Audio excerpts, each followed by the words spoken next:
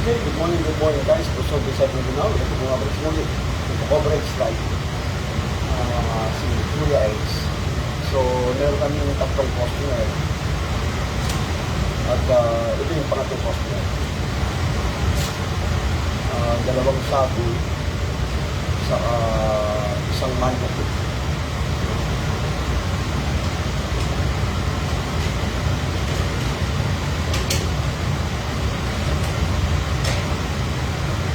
So kanina ang ginawa natin, nagtugas, tapos yung basura. Pagkatapos dito, inutusan ako ng basura. So dalawa lang pala kami basura dito. Siya yung tagaluto ng mga fry, ako yung basura, mga noodles.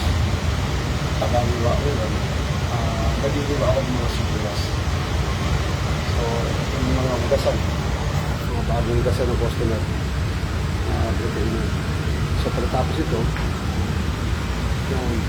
paghihiwa naman ako ng sibuyas. Yung mga nahiwa ko. So, pagtapos na magluto, balik hiwa ako sibuyas. So, dito tinuruan din ako paano tamang gamit ng kitchen mo. Papakita ko sa inyo. Yung una, alam ko lang gumawa, maghiwa.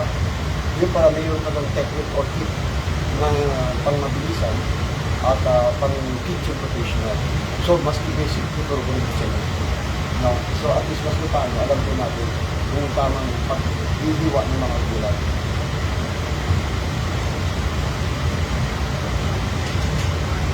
So, dito, 4 minutes and 30 seconds ang noodles para dumambot ang noodles.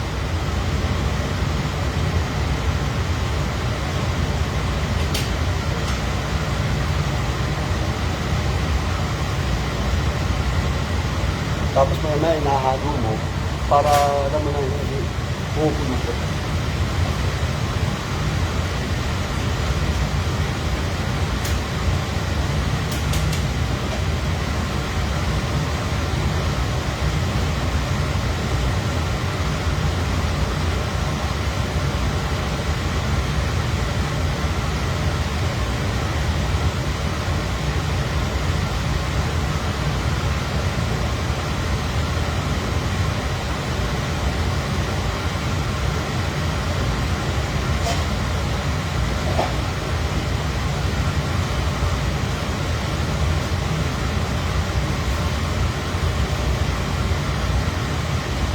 So, ang dalawa ng order, thank you for watching sa 1 minute view. Dalawang yung order na sabi, yung isa hiwalay, yung isa magkasama sa baw.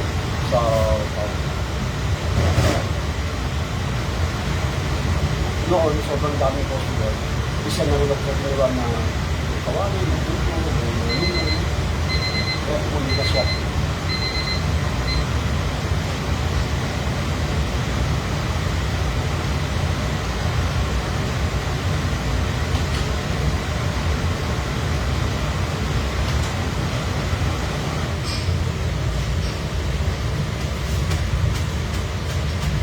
So, 40 minutes and 30 seconds.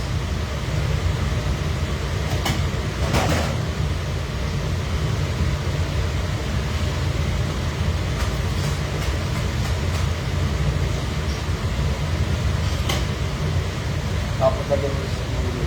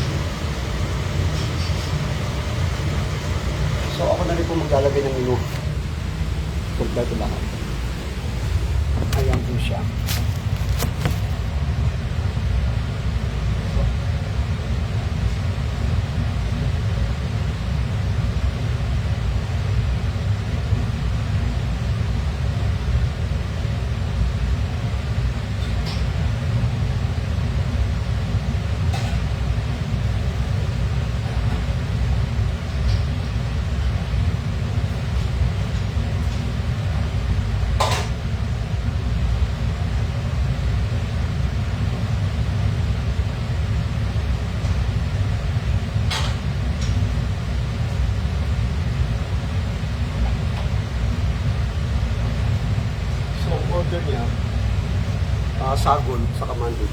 Ngayon, sibuyas naman, maghihiwa.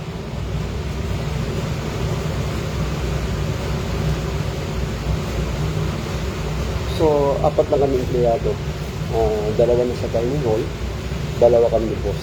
Yung mismong boss ko sa restaurant.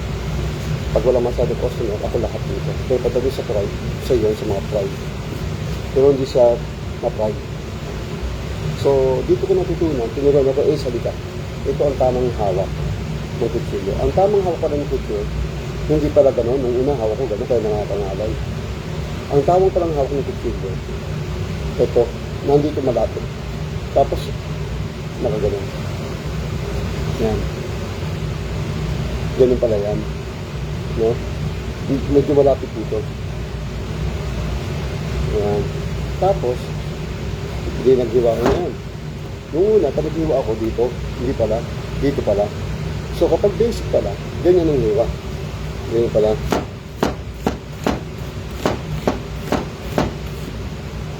Patulak palabas. Hindi pa ganun.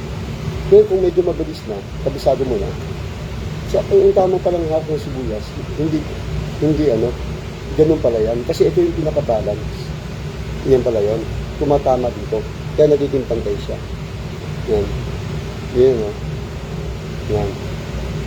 So, kaya pala sa ganun. Ngayon, kung kabisado mo na, medyo mabilis na konti. Yan, o. Yan.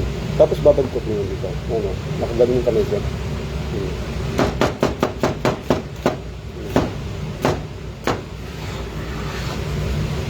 So, dito ako natuto. Mga vegetable, mga ganito. So, ganyan.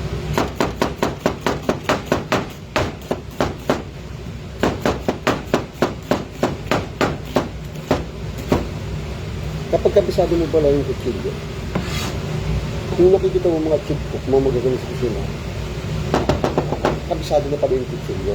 Kasi lagi nagagamay. Nung una, nahirapan ako. Ba't ako lagi kong hawak kutsilyo, nagsisigmigyan ako. Ba, parang normal na lang pala. No? So, I hope nakapagbigay ng konting kargagang kaalaman dito sa assistant pagiging chip cook ng New Boys. Nalaman niyo po ngayon. At mamaya, magdadait ulit tayo para sa iba pang mga kargagang information pagiging isang cook ni Kuya Ace. So, ito po si Kuya Ace. Brother Ace. Pastor Ace. Dito lang mo sa Corner Buhay Abroad, South Korea. Maraming salamat. Thank you for watching. God bless you.